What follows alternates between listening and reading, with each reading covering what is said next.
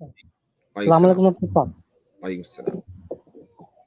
مفتی صاحب میرا ایک سوال تھا کہ کسی کو شک و شبہات ہو کہ خدا ہے یا نہیں ہے، تو اس جواب کے لیے وہ چاہ رہا ہے کہ میں الہاد اور مذہب دونوں کو پڑھوں اور پڑھ کر کے خود سے تحقیق کر کے جانوں کہ خدا ہے کہ نہیں ہے.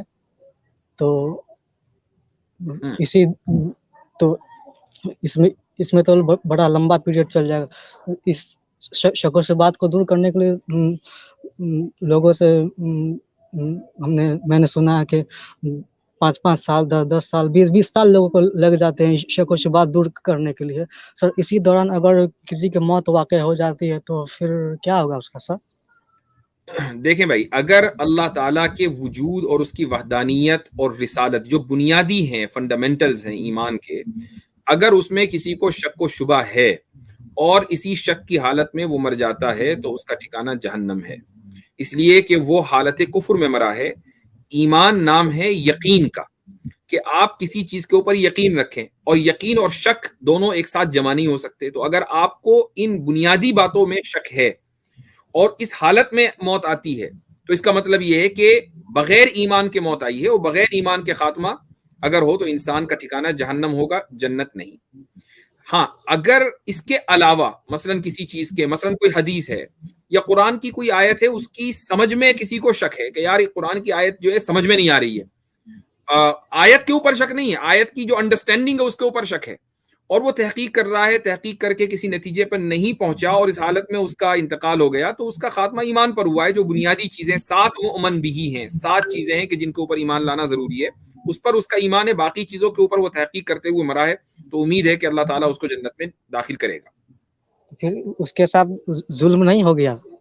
کیسے ظلم؟ جس کے دماغ میں شک و شبہ تھا کہ خدا ہے یا نہیں ہے، پھر وہ وہ شک و شبہ اگر اللہ نے ڈالا ہو، وہ شک و شبہ اگر اللہ تعالیٰ نے ڈالا ہو تب تو بھائی ظلم ہوگا. وہ شک و شبہ کہاں سے آیا؟ اسی خود اس کا اپنا پیدا کردہ ہے نا. رہی یہ بات کہ اللہ تعالیٰ کے وجود کی دلیل، تو وہ تو آپ کے ارد گرد ہر طرف ہے. آپ خود اللہ تعالیٰ کی وجود کی دلیل ہے. اس دنیا کا ایک ذرہ خدا کے وجود کی دلیل ہے. اس کی وجہ یہ کہ کوئی ذرہ، کوئی بھی چیز خود سے نہیں بنی ہے، کوئی نہ کوئی اس کا بنانے والا ہے. ٹھیک ہے، تو جب اللہ تعالیٰ نے اپنے وجود کے اتنے دلائل دے دیے کہ ہر ذرہ اس کے وجود کی دلیل ہے، اس کو چھوڑ شکوک میں آدمی پڑ جائے تو یہ شکوک تو خود اس کے دماغ کی پیداوار ہے، اس میں اللہ کا کیا قصور؟ سر میری 1 منٹ بات سننے کی زحمت کریں گے سر؟ میں تو سن 1 رہا ہوں منٹ آپ. جی.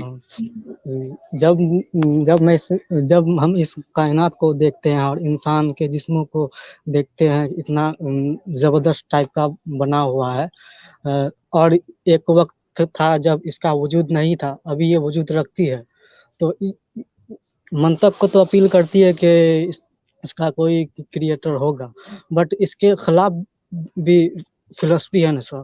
کیا ہے وہ الہاد فلسفی؟ ہے، مجھے بتا دیجیے وہ فلسفی کیا ہے؟ اس کے الہاد خلاف ہے، کیا فلسفی ہے؟ الہاد ہے نا، الہاد ہے، ایگنوسٹک ملحد اسکزم تو ہے. خود کہتا ہے کہ اس کائنات کا کبھی نہ کبھی آغاز ہوا ہے. وہ تو کہتا ہے، لیکن وہ تو یہ بھی کہتا ہے کہ میں خدا کو نہیں مانتا ہوں کیونکہ وہ تو اس وجود کے نہیں کہنے رکھتے، کی یا وجہ اس سے کا کوئی دلیل نہیں ہے. ایک منٹ، کیا اگر کوئی یہ کہے کہ میں خدا کو نہیں مانتا ہوں تو آپ کا یعنی آپ واقعی سمجھتے ہیں کہ یہ اکیڈمک لیول پر اتنا کوئی مضبوط بات اس نے کہہ دی اور آپ ایک دم کنفیوژن کا شکار ہو جائیں؟ کیا یہ ممکن ہے؟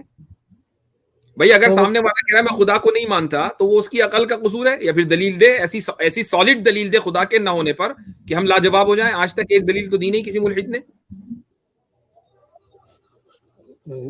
میں اپنا کچھ ملحدوں سے یہی کہتا ہوں کہ بھائی ہمارے دلائل تو تم نے سن لیے، خدا موجود ہے، 10 دلیلیں ہم نے دے دی، تم ہمیں ایک دلیل دو جو سالڈ کانکریٹ ایویڈنس جس کو کہتے ہیں کہ خدا موجود نہیں ہے. وہ ایک دم یہ کہے گا کہ نہیں، دعویٰ تو آپ کا ہے، ہم کیوں دلیل دیں؟ چونکہ اس کے پاس ہے نہیں، اس لیے وہ ادھر ادھر کے بہانے کرتا ہے. آپ کسی بھی ملحد سے خدا کے موجود نہ ہونے کی دلیل پوچھ لیجئے.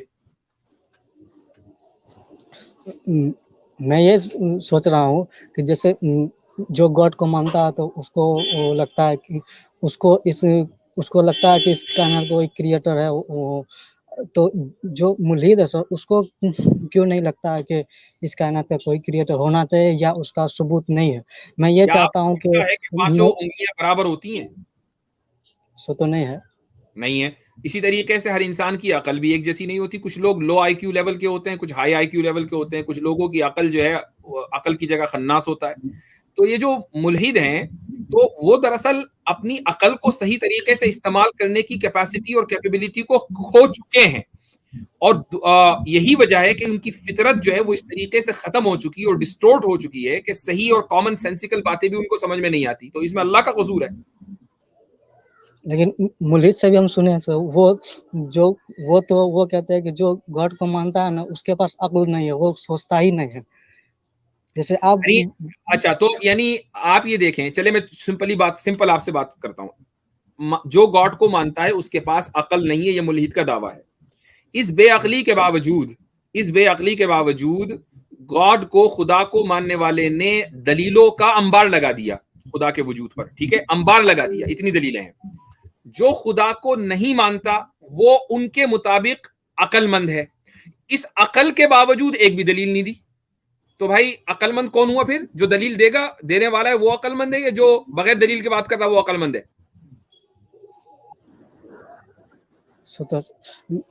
میں تو یہ کہہ رہا ہوں کہ منطق کو اپیل کرتی ہے, لیکن میں اپنا منطق کیا ہے؟ منطق لاجک اور عقل ہے نا. تو خدا کا وجود اگر منطق کو اپیل کر رہا ہے تو بات ختم ہو گئی, بات ختم. سر میں اپنے بارے میں کچھ بول رہا ہوں. مجھے لگتا ہے کہ میرے منطق کو اپیل کرتا ہے کہ اس کائنات کا کوئی کریٹر ہے, لیکن سر دل نہیں مانتا. اس لیے کہ ریزن یہ ہے کہ میں چاہتا ہوں کہ جو اس کے خلاف جو فلسفی ہے اس کے بارے میں جانوں. اس کے بغیر جانے ہے نا, مجھے گاڈ کو ماننا سر سے بلائنڈ بلیف ٹائپ کا لگتا ہے کہ تو آپ بنا سامنے والے کے بنا سامنے. آپ کو روکا کس نے ہے؟ کسی نے روکا ہے آپ کو؟ لیکن وہی سر جہنم کا خوف جو ہو جاتا ہے, جہنم کا خوف, جہنم کا خوف ہے آپ کو. اسی دوران اگر مر گئے تو آپ کو کتنے سال چاہیے الہاد کو سمجھنے کے لیے؟ کتنے سال چاہیے؟ میں نے دیکھا لوگوں کو 18-20 سال لگ گئے ہیں. نہیں, میں آپ کو پوچھ رہا ہوں آپ کو کتنے سال چاہیے الہاد کو سمجھنے کے لیے؟ جتنے سالوں میں سمجھ میں آ جائے. دیکھیں, میں نے آپ کو ایک اسٹینڈرڈ دیا ہے. وہ اسٹینڈرڈ یہ ہے کہ ملحد کے پاس خدا کے موجود نہ ہونے کی کوئی کانکریٹ دلیل نہیں. ٹھیک ہے, کوئی بھی دلیل نہیں. آپ کتنا ہی پڑھ لیں الہاد کو, زمین صبح سے لے کر شام تک پڑھتے رہیں, 100 سال تک پڑھتے رہیں, دلیل نہیں ملے گی. ہاں, جو خدا کے ماننے والے ہیں ان کے دلائل کے اوپر محاکمہ ملے گا, ان کے دلائل کے اوپر کرٹیسزم ملے گا. That's a different story. اس سے یہ بات ثابت ہو گئی کہ جو خدا کو ماننے والے ہیں ان کے پاس دلائل ہیں, جو خدا کو نہیں ماننے والے ہیں ان کے پاس کوئی دلیل نہیں. تو آپ الہاد کو کیا پڑھیں گے جب ان کے پاس دلیل ہی نہیں ہے؟ سر آپ سر کیسے کس لاجک کے بیس پہ کہتے ہیں کہ گاڈ ہے, ذرا ہمیں بتا سکتے ہیں؟ آپ یار آپ نے اتنا بیسک سا کوشچن کیا ہے.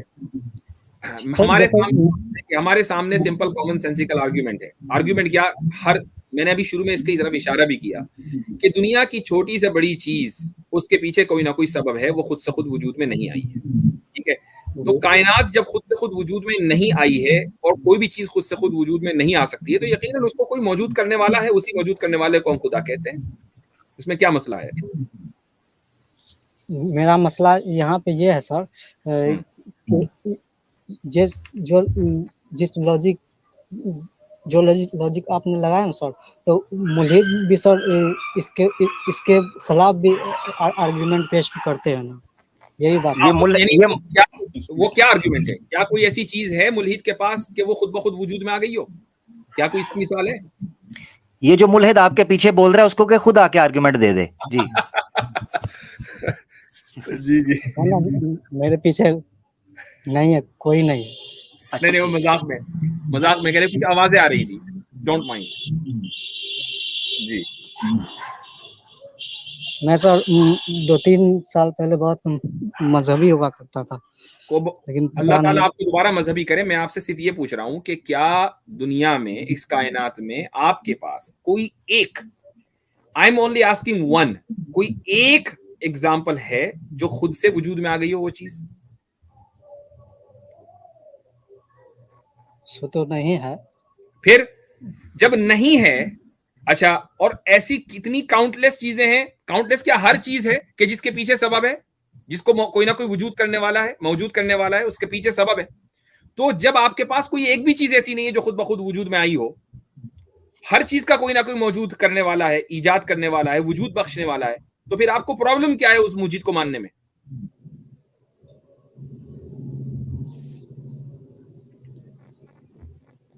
I don't know.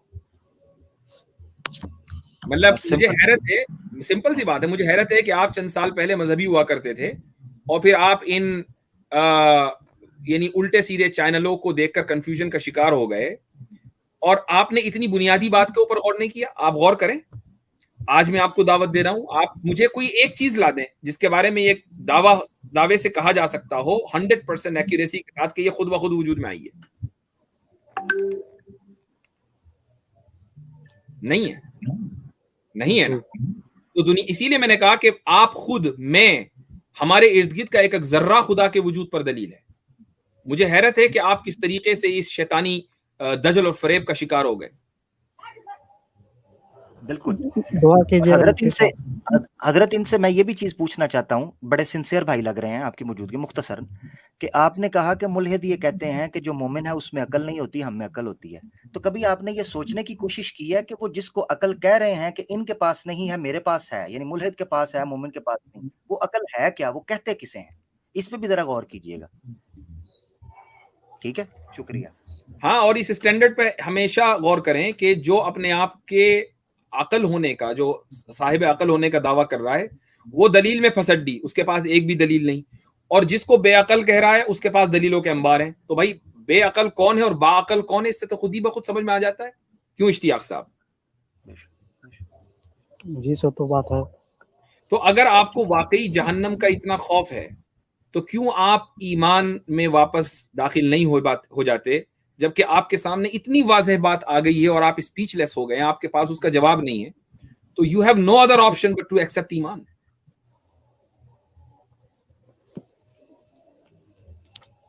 मुझे बताइए, आपके पास कोई ऑप्शन है ईमान के अलावा? ऑप्शन तो नहीं है, लेकिन जब ऑप्शन नहीं है तो क्या इसमें भलाई नहीं है कि आप इस्लाम में वापस आ जाएं?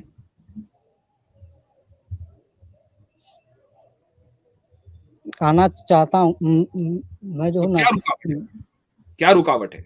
मैं मानने की कोशिश करता हूँ, लेकिन माइंड में यही आता है कि तुम सामने वाले के आर्गुमेंट को बिना जाने, सामने वाले का आर्गुमेंट अगर होगा तो अब मैं वही कह रहा हूं, अगर आर्गुमेंट होगा तो मैं आपसे कहूंगा कि प्लीज जाइए और जान लीजिए। आर्गुमेंट है ही नहीं तो क्या जानेंगे? सामने वाले का आर्गुमेंट है ही नहीं खुदा के अदम वजूद पर, खुदा के मौजूद न होने पर सामने वाले का आर्गुमेंट नहीं है। हाँ, मुसलमानों के जो आर्गुमेंट है उन पर क्रिटिसिज्म है, वो तो हर चीज के ऊपर क्रिटिसिज्म होता है दुनिया में, कोई भी चीज हर चीज के ऊपर आप क्रिटिसाइज कर सकते हैं, उससे क्या फर्क पड़ता है? तो आपके पास सीरियसली कोई दूसरा ऑप्शन नहीं है। जब ऑप्शन नहीं है तो आप ईमान में वापस आ जाएं, और सूनर इज बेटर, जितना जल्दी आएंगे उतना बेहतर है, क्योंकि किसको क्या पता है कि दुनिया कितने दिन की है और जिंदगी कितने दिन की बाकी है। और तहकीक करते रहे, वापस आके तहकीक करते रहे, कोई मसला नहीं। वापिस आ के तहकीक करने पर तो फिर मैं एक चीज को हक मान लिया हूँ, फिर मैं न्यूट्रल होकर तहकीक नहीं ना नहीं। देखिए, मैं अपनी मिसाल देता हूँ। मैंने तहकीक की है इल्हाद के ताल्लुक से, कैसर अहमद राजा साहब हैं, आमिर हक साहब हैं, हम सब ने तहकीक की है इल्हाद के ऊपर, और अपने ईमान को खोए बगैर तहकीक की है अल्हम्दुलिल्लाह।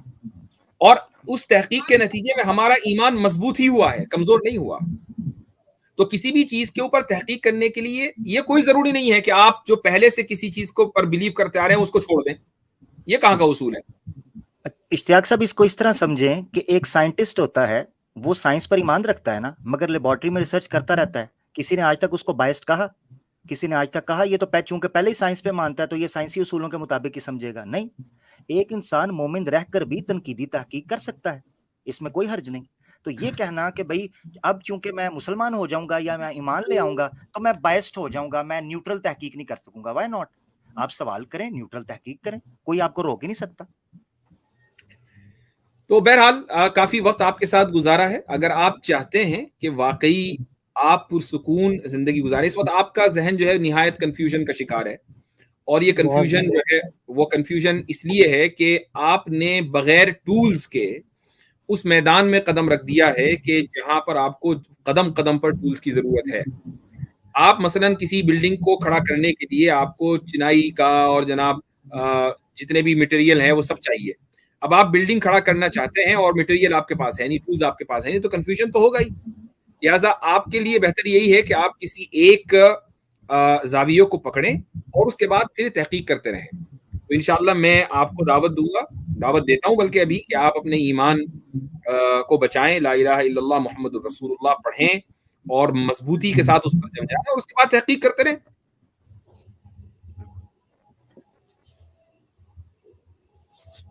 ٹھیک ہے ٹھیک ہے, چلیں, شکریہ. السلام علیکم.